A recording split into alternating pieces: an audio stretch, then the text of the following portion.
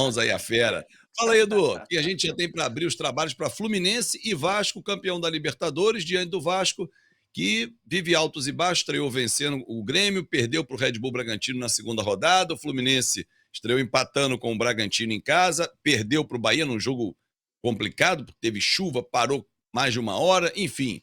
Mas esse é o Fluminense que vem para o Maracanã pegar o Vasco. Não, exato. A gente tem números aí que mostram bem, né, um pouco desses dois times nesse início de campeonato, né? No caso do Fluminense, aí são números só do primeiro jogo contra o Bragantino, mas no segundo jogo não mudou muito. É o estilo Diniz de ser, né? Em termos de passes completos, né? O Fluminense tocando muito a bola, passes completos é passes certos, né? São 448 passes só contra o Bragantino. E na segunda rodada, lá na Fonte Nova também foi mais ou menos assim. E lembrando, né, no primeiro jogo, principalmente, a eficiência do ataque do Flu. Foram 2 chutes no gol e 2 gols, né? Afinal de contas, acabou 2-2. E do lado do Vasco, uma coisa interessante que tem chamado a minha atenção, né? Em termos de posse de bola, tudo bem, o Vasco está ficando ali mais ou menos na média do campeonato, né? Ontem até ficou com um pouco mais de 50%. Ontem que eu digo, estamos gravando na quinta-feira, no segundo jogo do Vasco no campeonato brasileiro, né? Ficou um pouco mais de 50%, mas o que está mais chamando a atenção é tanto as faltas cometidas pelo Vasco, que está um pouco acima da média, né? Contra o Grêmio foram 18, e no segundo jogo foi um pouco menos, foram 15, a média do campeonato tem sido 14. Agora, o desarmes, o Vasco está desarmando muito, o que está mostrando que o time está muito combativo, né, no bom sentido. Está desarmando bastante o adversário, foram 23 desarmes contra o Grêmio, né? O Vasco está acima da média aí de desarmes. A média do campeonato, somando já as duas rodadas de desarmes dos times, está em 16, mais ou menos. E o Vasco desarmando bastante os seus adversários. Portanto, temos esses dois estilos aí frente a frente, né? O Flu mais no toque de bola, como é característico aí da equipe do Fernando Diniz, já não é de hoje, e o Vasco tentando ser um pouco mais combativo, né? Tentando ter mais sangue nos olhos, como eu costumo dizer.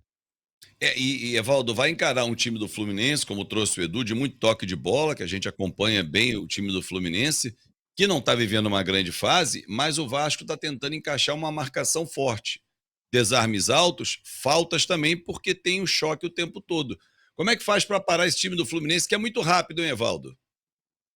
Cara, o Fluminense tem se parado sozinho, né, Fabinho? Bem interessante essa numerologia que o Edu apresentou aqui, viu?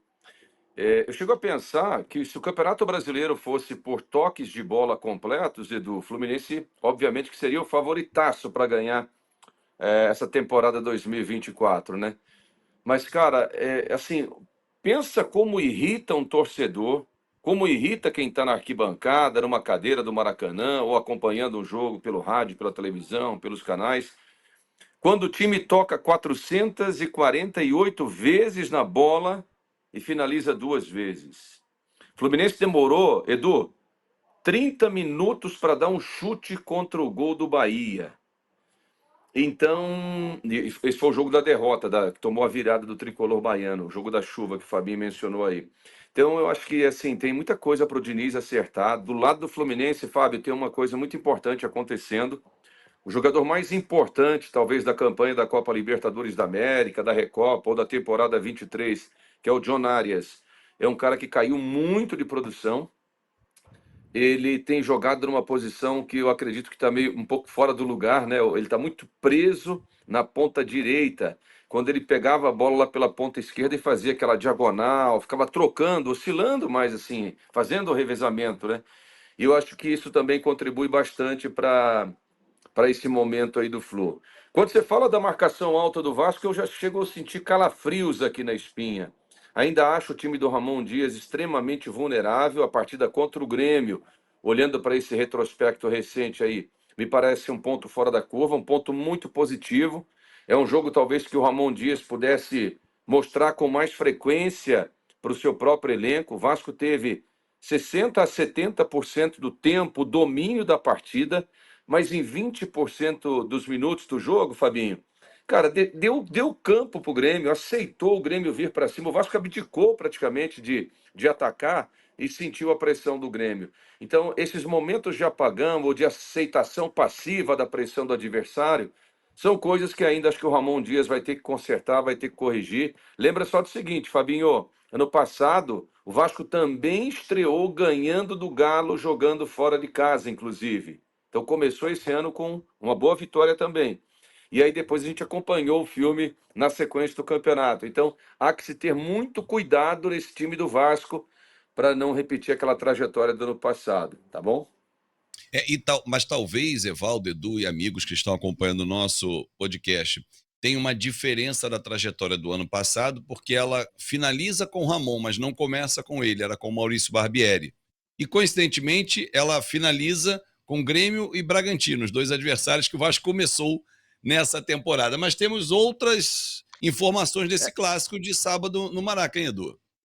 Não, até sobre isso que a gente está falando, né, em termos de nomes, né, os números também, as estatísticas estão mostrando nessas duas primeiras rodadas, do lado do Flu, quem está surgindo de novo, será que dá para dizer isso? É o Paulo Henrique Ganso, né? Ele que contra o Bragantino deu uma assistência, deu 57 passes, acertou 54, ou seja, uma eficiência muito grande, saiu ali no final do jogo, né? Mas já contra o Bahia jogou o jogo inteiro e os números se repetiram também. Nessa segunda partida do Fluminense lá na Arena Fonte Nova contra o Bahia. E do lado do Vasco, né, só para emendar, o Vasco está usando muito as laterais, né, para chegar até a última parte do campo, até o gol adversário. No primeiro jogo, os números mostram, esses números são só contra o Grêmio. O Rossi, né, foi muito acionado, você vê que ele cruza 8 vezes, tudo bem que errou mais do que acertou, e jogou só 78. Exatamente. Mas na segunda partida, o Piton foi. A gente viu um mapa de calor do Rossi ali, né? Mais pelo lado direito. Mas na segunda partida do Vasco, já o Piton, pelo lado esquerdo, foi bastante acionado, tocou demais na bola, participou demais do jogo, né? Então, nesse início aí, o Ramon Dias usando principalmente as duas laterais do campo, né? Ou, se quiser, os dois corredores do campo, os dois corredores laterais do campo, para chegar até o gol adversário. E para a gente arrematar esse tema Vasco e Fluminense, Evaldo, o corredor por onde o Rossi desce, que é o direito, ele encontra o Marcelo, que não é um exímio marcador, que vai voltar ao time nesse sábado. Ele foi poupado pelo Bahia, né?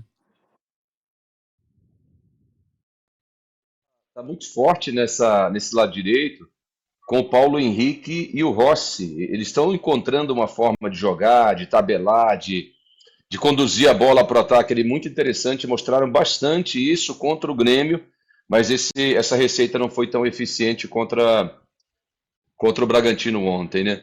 No jogo da quarta-feira. Tem uma coisa importante que você mencionou no início aí, eu queria ainda resgatar um pouco até para dar um pitaco nesse tema.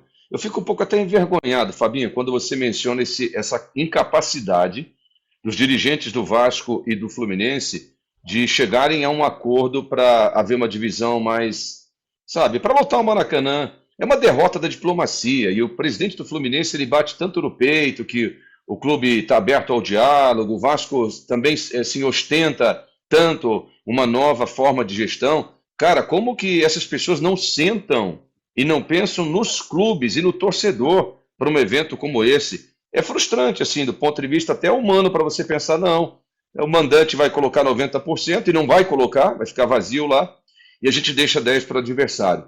Cara, isso é tão assim superado no futebol, no nosso tempo, que me dá até uma certa vergonha a gente ficar falando sobre isso.